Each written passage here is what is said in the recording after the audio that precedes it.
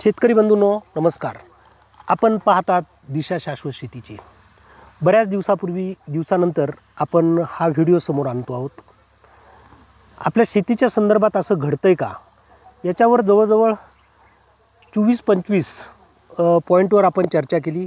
त्यानंतर असं का घडतं, असं घडतंय का, असं का घडतं याच्यावर आपण चर्चा करत आहोत.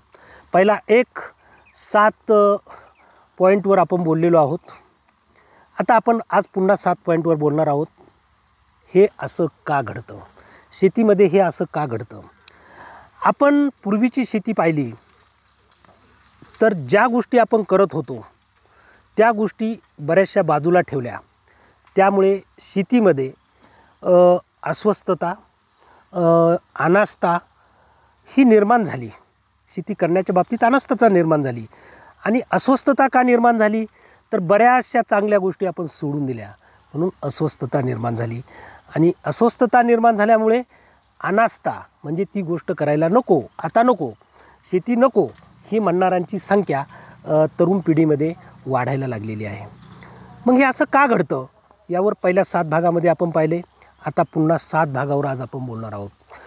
तर त्याच्यामध्ये पहिला पॉईंट आपण घेऊया की शेती करत असताना आपल्याकडे पशुधन अत्यंत महत्त्वाचं आहे. जर पशुधन नसेल तर ती शेती चांगल्या प्रकारेनं होत नाही.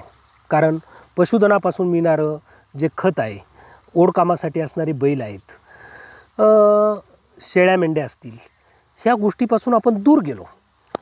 आणि याचा परिणाम असा झाला की पशुधनापासून दूर गेल्यामुळे आपल्याला अनेक गोष्टींना त्याचे अनिष्ट परिणाम आपल्याला दिसत आहेत. त्याच्यामध्ये पूर्वी असं म्हटलं जायचं की ज्याच्या घरी खुटा तो राजाहुनी मोठा, पण ज्याच्या घरी नाही खुटा तो कपाळ करवंटा. खुटा म्हणजे काय? जनावराचा खुटा दाराशी गोठ्यामध्ये असला पाहिजे, म्हणजे तो राजासारखा असतो. त्याचं कारणच असं आहे, शेतीसाठी लागणारं जे चांगल्या प्रतीचं सेंद्रिय खत आहे ते त्या जनावरांपासून मिळतो. गाई बैलापासून, म्हशीपासून, शेळ्या मेंढ्यांपासून मिळतं. दूध दुभतं चांगल्या प्रकाराने मिळतं. शरीर बलदंड राहतं. दूध दुभत्यामुळे शरीर बलदंड राहतं. याच्यापासून आपण दूर गेलो, म्हणजे पशुपालनापासून आपण दूर चाललेलो आहेत. काही लोकांकडे मोठ्या प्रमाणामध्ये शेती आहे, परंतु ते विकतचं खत आणणं आणि रासायनिक खत आणणं याच्यावर त्यांचा भर जास्त असतो. त्याच्यामुळे शेतीमध्ये परावलंबित आलो, म्हणजेच पशुधनापासून आपण दूर राहिलो. दुसरी गोष्ट, दुसरा पॉईंट असा आहे की जमीन सच्छिद्र आणि सुपीक ठेवण्याकामी जे जीवाणू आणि जे गांडूळं शेतीमध्ये होती ती नष्ट झाली. अवजड अवजारं आपण त्याच्यामध्ये वापरली आणि अवजड अवजारं वापरल्यामुळे गांडूळ नष्ट झाला, मायक्रोबॅक्टेरिया नष्ट झाल्या, मातीच्या 2 कणातलं जे अंतर आहे ते कमी झालं, म्हणजे सच्छिद्रता कमी झाली, म्हणजे जमिनीची सुपीकता कमी झाली. तिसरा पॉईंट आपण पाहतो आहोत की जास्त खर्चाची, दुसऱ्यावर अवलंबून असणारी रासायनिक शेती पद्धती आम्ही स्वीकारली आणि त्यामुळे आम्हाला या गोष्टीचे परिणाम आता सध्या भोगावे लागत आहेत. आणि म्हणून आपल्याला सूर्यप्रकाश, हवा, हवामान आणि हंगाम या घटकामधील लागवड केली जाते. गैरहंगामी पिके घेतली जातात. संतुलनाविषयी अपुऱ्या माहितीमुळे पिकाची दाट लागवड केली जाते व गैरहंगामी पिके घेतली जातात. म्हणजेच गैरहंगामी पिके आपण घेतो. बाजरीचं पीक उन्हाळ्यामध्ये घेतो. जो भुईमूग पावसाळ्यामध्ये केला जात होता रब्बी हंगामामध्ये, तोही उन्हाळ्यामध्ये घ्यायला लागलो. काही फळझाडांचे जे बहार आहेत त्याची पानगळ करून आम्ही त्याचा बहार मनाला वाटेल त्यावेळेला आम्ही घ्यायला लागलो. म्हणजे निसर्गाच्या विरुद्ध चक्र जे आहे ते निसर्गाच्या विरुद्ध चक्र त्या ठिकाणी आम्हाला पाहायला मिळतं आहे. याचा परिणाम शेतीच्या अनास्थेकडे होत चाललेला आहे. म्हणजे शेती तोट्याची बनत चाललेली आहेत.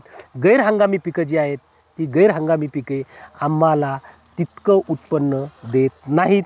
आणि म्हणून हे परिणाम असं होतं आहे का होतं आहे याच्यावर आपण त्या ठिकाणी चर्चा करत आहोत. चौथा पॉईंट जो आहे तो आपण पाहतो आहोत. आमच्यामध्ये पीक नियोजनाचा अभाव असून सतत एकाच प्रकारच्या नगदी पिकाची लागवड केली जाते. मिश्र पीक पद्धत आणि पिकाची फेरपालट केली जात नाही. तसेच जमिनीला विश्रांती दिली जात नाही. जमिनीमधील जीवाणूंना सेंद्रिय पोषण द्रव्याचा पुरवठा न झाल्यामुळे त्यांचे कुपोषण होते आणि सेंद्रिय कर्बाचा ऱ्हास होतो. पहा, फार मोठं हे वाक्य या ठिकाणी आपण पाहतो की ज्या वेळेला आपण पीक पद्धती स्वीकारली, ती पीक पद्धती एक पीक पद्धती आम्ही स्वीकारली. इरिगेशन झाल्यामुळे कांदा पीक, सर्रास कांदा पीक घेतलं जातं. त्यानंतर जमिनीला विश्रांती दिली जात नाही. उन्हाळ्यामध्ये दुसरं पीक घेतलं जातं. पुन्हा पावसाळ्यात खरीप हंगामामध्ये दुसरं पीक घेतलं जातं. काही वेळेला तर ऊसाचे खोडवे हे 2-3 काढले जातात. पुन्हा त्या ठिकाणी ऊस लावला जातो. म्हणजे एक पीक पद्धती आम्ही स्वीकारल्यामुळे त्याचा जो परिणाम आहे तो शेतीच्या उत्पन्नावर झालेला आहे. हे असं का होतं याच्यातला हा घटक अत्यंत महत्त्वाचा आपण त्या ठिकाणी पाहतो आहोत. शेतकरी शेतीचा जमा खर्च व पिकाच्या नोंदी ठेवत नाही. ज्या वेळेला शेतीमध्ये आपण पूर्व मशागत असेल, आंतर मशागत असेल, बियाणं असेल, खतं औषधं असतील, कीटकनाशकांचा वापर असेल, मजुरी असेल, हार्वेस्टिंग असेल, याचा जो खर्च आहे हा खर्च शेतकरी ठेवत नाहीत. सहज नवीन शेती करणारा शेतकरी सहज म्हणतो की what is output, what is input आणि व्हॉट इज आउटपुट. शेतकऱ्याने याचा कधीही विचार केलेला नाही. पीक आलं, चांगलं आलं, आमदानी चांगली झाली.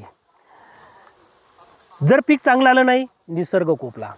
कोणत्या ना कोणत्या कारणाने पीक फेल गेलं, त्याचा खर्च आमच्याकडे कधीही नसतो.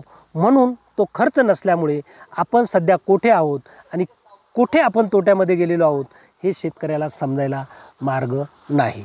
म्हणून अशा पद्धतीने हे पाहत असताना शेतकऱ्यामध्ये जिज्ञासा, माहिती, ज्ञान, तंत्रज्ञान व प्रयोगशीलता याचा अभाव आहे.